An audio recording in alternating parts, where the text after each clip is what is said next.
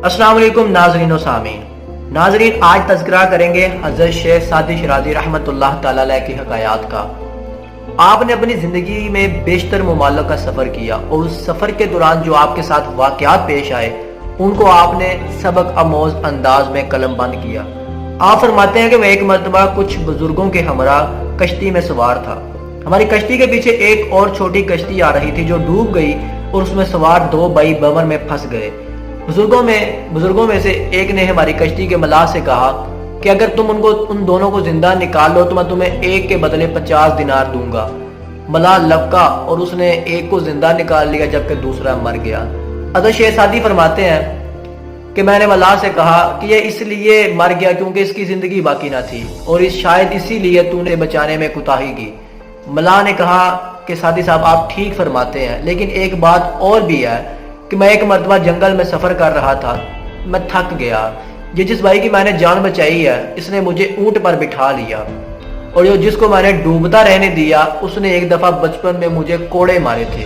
हज़रत शेख सादी फरमाते हैं कि मैंने इस मलाह की बात सुनकर कहा कि अल्लाह अज़्ज़ा व जल ने सच कहा, जो नेक काम करे फ़ायदा उसी को होता है और जो गुनाह करता है नुकसान उसी का होता है। बस जहाँ तक मुमकिन हो किसी का दिल ना झुकाओ।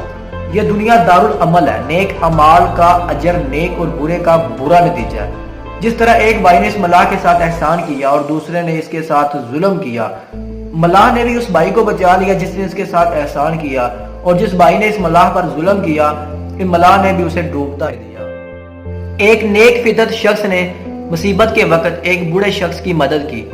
कुछ अरसा बाद ऐसे हालात पैदा हुए कि इस नौजवान को किसी जुर्म में गिरफ्तार कर लिया गया और इस जुर्म की सजा मौत थी। शाही फौज ने इस नौजवान को पकड़कर बादशाह की अदालत में पेश किया। बादशाह ने इसका जुर्म जानने के बाद मुल्की कवानीन के तहत इसे सजाए मौत का हुक्म सुना दिया। मुकदमे का फैसला होने के बाद जलाद इस नौजवान को मकतल खाने में ले गए और इसके कत्ल का मंजर देखने इस जमाने के रस्म व रिवाज के मुताबिक शहर के हजारों लोग इकट्ठे हो गए। इन लोगों में वो बूढ़ा शख्स भी था जिसकी इस नौजवान ने मुसीबत के वक्त मदद की थी। इस बूढ़े शख्स ने जब अपने मोहसन को इस हालत में देखा तो इसे बहुत अफसोस हुआ। वो सोचने लगा कि कौन सी ऐसी तदबीर हो कि मैं अपने मोहसन को बचा सकूं। बिलाखिर इसके जहन में एक तरकीब आई।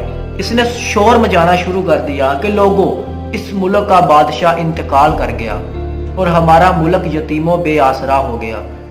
बूढ़े शख्स की बात सुनने के बाद हजूम में खलबली मच गई और जलाद भी अपनी तलवारें फेंकते हुए महल की जानब भाग पड़े। इस अफरा तफरी में इस नौजवान को वहां से भागने का मौका मिल गया।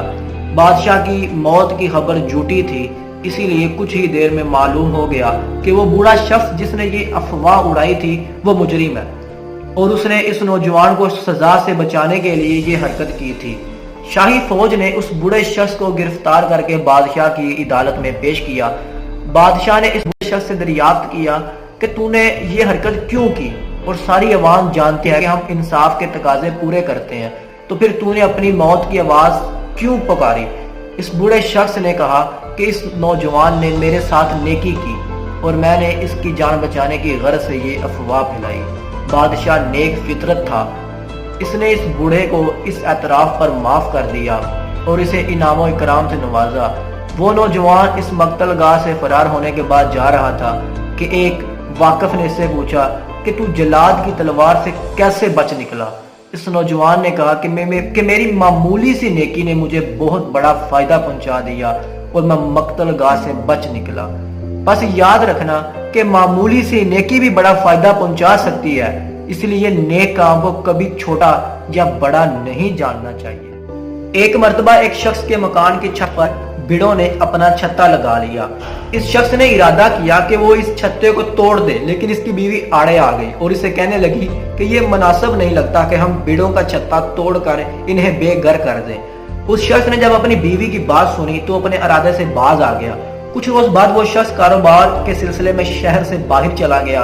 एक दिन उसकी बीवी इन बिड़ों के छत्ते के पास से गुजरी तो बिड़ों ने इसे झपट लिया और डंक मारना शुरू कर दिया, यहाँ तक कि इसका सारा बदन सूज गया। जब वो शख्स कारोबारी मामलात निपटा कर अपने घर वापस लौटा तो उसने अपनी बीवी को तड़पता हुआ देखा। इसकी बीवी घर में इधर उधर भाग रही थी और शोर मचा रही थी। इस शख्स ने जब अपनी बीवी की ये हालत देखी तो कहने लगा اب شور کیوں مچاتی ہو؟ جب میں چھتا ختم کرنا چاہتا تھا تو تم نے ہی مجھے چھتا ختم کرنے سے روکا۔ اگر میں نے وہ چھتا ختم کر دیا ہوتا تو تمہاری آج یہ حالت نہ ہوتی۔ عقل مندی کا تقاضا یہی ہے کہ سانپ کو دیکھتے ہی اس کا سر کچل دیا جائے، اور نقصان پہنچانے والے پر رحم کرنا ایسا ہی ہے جیسا بے ضرر پر ظلم کرنا۔ اسی حوالے سے ایک اور حقائق کا تذکرہ کروں گا۔ عرب کے چوروں کے ایک گروہ نے کسی پہاڑی چوٹی پر قبضہ کر لیا۔ ان چوروں سے اس پہاڑی کا قبضہ چھڑانے کے لیے اس وقت کے بادشاہ کا لشکر بھی عاجز رہا۔ وہ چور پہاڑ کے ایک محفوظ ترین غار میں رہتے تھے۔ بادشاہ وقت کو اس کے مشیروں نے مشورہ دیا کہ اگر ان چوروں سے جلد نجات نہ حاصل کی گئی تو ان کا شر مضبوطی پکڑتا جائے گا اور پھر اس درخت کو اکھاڑنا مشکل ہو جائے گا۔ چنانچہ بادشاہ نے فیصلہ کیا کہ ان ڈاکوؤں کی جاسوسی کروائی جائے۔ جس وقت وہ ڈاکو لوٹ مار کرنے کے لیے چلے تو ان کی قیام گاہ یعنی کہ غار وہ خالی ہو گئی۔ بادشاہ نے تجربہ کار اور لڑائی کے ماہر سپاہیوں کو اس غار کی ایک گھاٹی میں تعینات کر دیا۔ رات گئے جب وہ چور لوٹ مار کرنے کے بعد واپس لوٹے تو تھکے مارے ان چوروں نے اپنے ہتھیار اتارے اور لوٹا ہوا مار رکھا اور سو گئے۔ رات کا ایک حصہ گزر جانے کے بعد ان سپاہیوں نے ان چوروں کو سوتے میں قابو کر لیا اور ان کے ہاتھ باندھ دیے۔ صبح کے وقت انہیں بادشاہ کے دربار میں پیش کیا گیا۔ ہر کوئی جانتا تھا کہ ابھی ان سب چوروں کی گردنیں اڑا دی جائیں گی۔ ان چوروں میں ایک خوبصورت جوان بھی تھا جس کی ابھی داڑھی نکل رہی تھی۔ ایک وزیر کو اس پر ترس آ گیا۔ اس نے بادشاہ کے تخت کو بوسہ دیا اور بادشاہ سے سفارش کی کہ ابھی اس نے جوانی کا مزہ بھی نہیں چکھا۔ میں آپ کی عمدہ اخلاق سے امید کرتا ہوں کہ میری اس جوان کے حق میں سفارش کو قبول کیا جائے اور اسے معاف کر دیا جائے۔ بادشاہ نے جب وزیر کی بات سنی تو جلال میں آ گیا، اور یہ اس کے مزاج کے خلاف تھا۔ جس کی حقیقت بری ہو وہ نیکوں کے سائے میں بھی صحیح نہیں رہ سکتا، اور نااہل کی تربیت کرنا ایسا ہی ہے جیسے حکومت پر اخروٹ رکھنا۔ بادشاہ نے کہا کہ ان چوروں کو جڑ سے کاٹ دینا ہی بہتر ہے، کیونکہ آگ بجانے کے بعد ایک چنگاری کو چھوڑ دینا یا سانپ کو مارنے کے بعد اس کے بچے کی پرورش کرنا عقل مندی کی دلیل نہیں۔ وزیر نے جب بادشاہ کا موقف سنا تو رضامندی ظاہر کرتے ہوئے بادشاہ کی رائے کو سراہا اور عرض کیا کہ بادشاہ کا فرمان اپنی جگہ درست ہے، مگر ان کی صحبت میں رہ کر یہ جوان ضرور انہی کی مانند ہو جاتا، اور اگر یہ نیکوں کی صحبت میں رہا تو ہو سکتا ہے کہ یہ نیک ہو جائے، اور ان چوروں کی صحبت نے ابھی اس کے دل میں جڑ نہیں پکڑی۔ حدیث کے الفاظ بھی ہیں کہ ہر بچہ فطرتاً اسلام پر پیدا ہوتا ہے، پھر اس کے والدین اسے یہودی، عیسائی یا مجوسی بنا دیتے ہیں۔ حضرت نوح علیہ السلام کا بیٹا بروں کی صحبت میں رہا، اسی لیے خاندان نبوت سے اس کا تعلق ٹوٹ گیا، اور اصحاب کہف کا کتا نیکوں کی صحبت میں رہا، اسی لیے نیک کہلوایا۔ وزیر کے دلائل سن کر دربار میں موجود کچھ لوگوں نے اس بات کو، اس کی رائے کو سراہا، اور بادشاہ نے بھی مجبوراً اس بات کو مانا اور اس نوجوان کو معاف کر دیا۔ الغرض اس جوان کی تربیت نہایت ناز و نم سے ہوئی، اسے پڑھایا لکھایا گیا اور اس کی تربیت کے لیے ایک استاد مقرر کیا گیا جو اسے اداب اور بادشاہی کے حضور بیٹھنے کا سلیقہ سکھاتا تھا۔ پھر اس نوجوان کی تعریف ہر کوئی کرنے لگا۔ ایک وزیر نے بادشاہ کے سامنے اس کی خوبیاں بیان کی کہ ایک اچھے استاد کی تربیت سے وہ جوان نیک ہو گیا اور اس نے اپنی تمام بری عادات ترک کر دی ہیں۔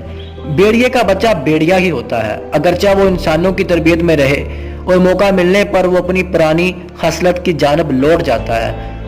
وہ جوان بھی 2 سال کی تربیت اور محنت کے باوجود علاقہ کے بدماش نوجوانوں کے ساتھ اٹھنے بیٹھنے لگا اور اس کی ان کے ساتھ دوستی ہو گئی۔ ایک دن انہوں نے مل کر وزیر اور اس کے 2 بیٹوں کا قتل کا منصوبہ بنایا، اور وزیر اور اس کے بیٹوں کا قتل کرنے کے بعد اس کا مال لے کر بھاگ گئے۔ اس جوان نے اپنے ساتھیوں کی رہنمائی اسی پہاڑی غار کی جانب کی جہاں وہ پہلے رہتے تھے اور پکڑے گئے تھے۔ اب وہ اپنے نئے ساتھیوں کے ہمراہ لوٹ مار کرنے لگا اور اس نے بغاوت کر دی۔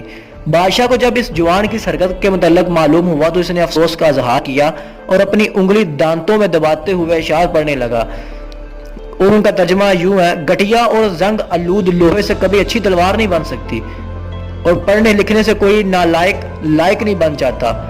بارش کے پانی میں جو پاکیزگی ہے اس میں کوئی شک نہیں، مگر باغ میں پھول اگتے ہیں اور بنجر زمین میں کبھی پھول نہیں اگتے، کیونکہ اس میں وقت ضائع ہوتا ہے۔ بروں کے ساتھ نیکی، نیکوں کے ساتھ برائی کرنا ہے۔